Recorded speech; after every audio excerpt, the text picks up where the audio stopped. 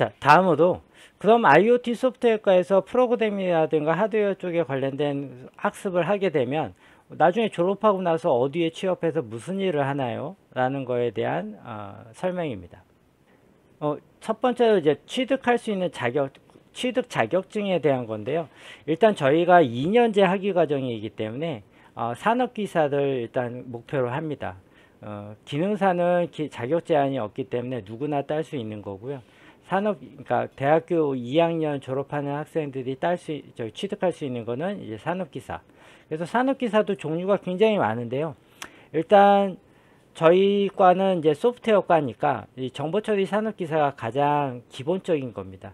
근데 그 이외에도 정말 다양하거든요. 그래서 정보 보안이다, 네트워크라든가 데이터베이스 쪽이라든가 소프트웨어 테스트라든가 정말 다양합니다. 근데 이 다양한 것들이 있는데 꼭 여러분들이 정보처리 산업기사를 꼭 따야 되냐? 저는 그렇게 생각하지는 않고요. 여러분들이 1년이 지나고 2학년쯤 되면 이제 나는 어느 쪽으로 가는 게 나한테 정말 잘 맞겠다. 아니 나는 이런 쪽을 하고 싶다라는 게 어느 정도 정해지거든요. 그러면 그때 그러니까 1학년 끝나고 겨울방학 때부터 해당되는 분야의 자격증을 준비하시면 됩니다. 보통 그렇게 많이 하고요. 근데 그게 꼭 정보처리일 필요는 없다는 겁니다. 그래서 정보보안 쪽에 관심 있는 학생은 정보보안 쪽 산업기사를 취득하기 위해서 필기, 실기를 준비하시면 되고요. 데이터베이스 쪽에 관련된 분은 그쪽에 관련된 그 DAP라든가 ADP 이런 것들을 여러분들 준비하시면 되고, 아니면 SQL 쪽을 준비하셔도 좋고요. 아니면 나는 네트워크 관련된 부분을 하고 싶다라고 하시면 네트워크 관리사 자격증 같은 것을 여러분들 준비하시면 됩니다. 이런 국가 공인 자격증도 있고요. 그 이외에도 민간 자격증이 있거든요. 그래서 리눅스 운영체제에 대한 리눅스 마스터, 정보기술 자격, ITQ 이런 거는 뭐 컴퓨터 활용 능력과 비슷한 거기 때문에, 그러면 뭐 디지털 정보 활용 능력 이것도 마찬가지. 그래서 자격증은 산업기사를 기준으로 보시면 되고요. 그 산업기사도 자기 분야에 맞는 거, 자기가 앞으로 나아가고 싶은 분야에 관련된 자격증을 선택을 하시면 됩니다.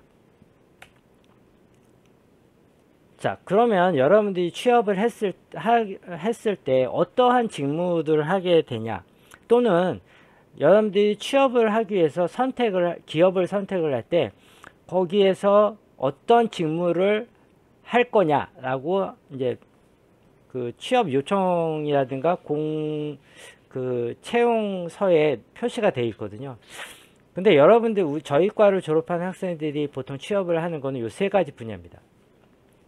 첫 번째는 어플리케이션 소프트웨어 개발 분야. 이쪽은 순수 소프트웨어입니다. 그러니까 순수 소프트웨어라는 건 뭘 많이 하냐면 PC나 서버 또는 모바일 폰 이런 데서 운영되는 어떤 베이스 프로그램이나 아니면 응용 프로그램 이런 것들을 개발하는 업무를 하는 게 바로 어플리케이션 소프트웨어 개발자입니다. 그래서 이런 같은 건 뭐냐면 그러니까 웹 프로그래머 또는 앱 개발자 또는 데이터베이스 SQL 또는 게임 프로그래머 이런 것들이 바로 이제 어플리케이션 소프트웨어고, 저희 과를 졸업한 학생들이 이쪽으로 취업을 하고 있습니다. 그래서 아직 초보 단계이지만 좀 더 보완된 교육을 추가로 받고 이런 쪽으로도 많이 취업을 하고, 거기서 교육받을 때 학교에서 배운 것들이 베이스가 돼서 누구보다 좀 더 쉽게 적응을 하고 높은 성취도를 가지고 있고요. 그 다음에 할 수 있는 게 이제 시스템 소프트웨어인데, 이 시스템 소프트웨어는 뭐냐면 하드웨어 시스템을 가지고 그것들을 운영하고 제어하고 동작시키기 위한 소프트웨어를 개발하는 거예요. 그래서 이거는 여기는 하드웨어가 PC인데 여기서는 하드웨어가 일반 이런 것 같은 어떤 대상 시스템이에요. 하드웨어 어떤 장치예요.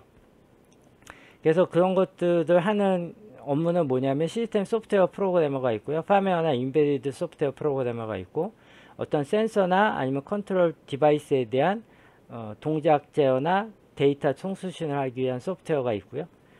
그다음에 소프트웨어를 테스트하는 엔지니어도 이 시스템 소프트웨어에 해당되게 됩니다. 그래서 이런 것들에 대한 직무를 할 수 있고요. 그 다음에 이제 마지막으로 한 파트가 뭐냐면 순수 하드웨어에 대한 부분. 그러니까 시스템이라는 게 있으면 그 시스템이 잘 정상 동작할 수 있도록 관리하고 유지하는 역할을 해줘야 되고요. 그러면 문제가 발생했을 때 그 문제가 어디에서 발생했는지를 진단하고 그 부분을 해결하고, 근데 이 해결할 때 하드웨어적으로 해결할 수도 있지만 소프트웨어적으로도 해결할 수도 있거든요. 그래서 그런 소프트웨어적으로 해결하기 위해서는 저희 과에서 배우는 이런 소프트웨어 기초 능력들이 활용이 되는 거죠. 그래서 요새는 하드웨어 전문가라고 해서 순수하게 하드웨어만 하는 게 아니고요. 뭐 옛날처럼 뭐 납땜을 해서 뭐 칩을 빼내고 다시 납땜을 하고 이런 걸 하는 게 아니고요. 시스템의 운영 테스트를 해서 문제점이 나오는 부분을 확인하고 그 문제점을 해결하기 위한 추가적인 어떤 작업, 그게 소프트웨어적인 작업이든 하드웨어적인 작업이든 그것들을 수행해줘서 전체 시스템이 잘 돌아가게 만들어주는 게 바로 시스템 하드웨어 엔지니어의 역할입니다. 그래서 저희 과를 졸업한 학생들은 이 세 가지 분야로 취업을 해서 근무를 하고 있습니다. 그래서 여러분들도 공부를 좀 많이 하셔야 되긴 하지만 충분히 다양한 분야도 취업을 해서 나만의 커리어를 만들어 나갈 수 있으니까 많은 관심을 가져주시기 부탁드립니다.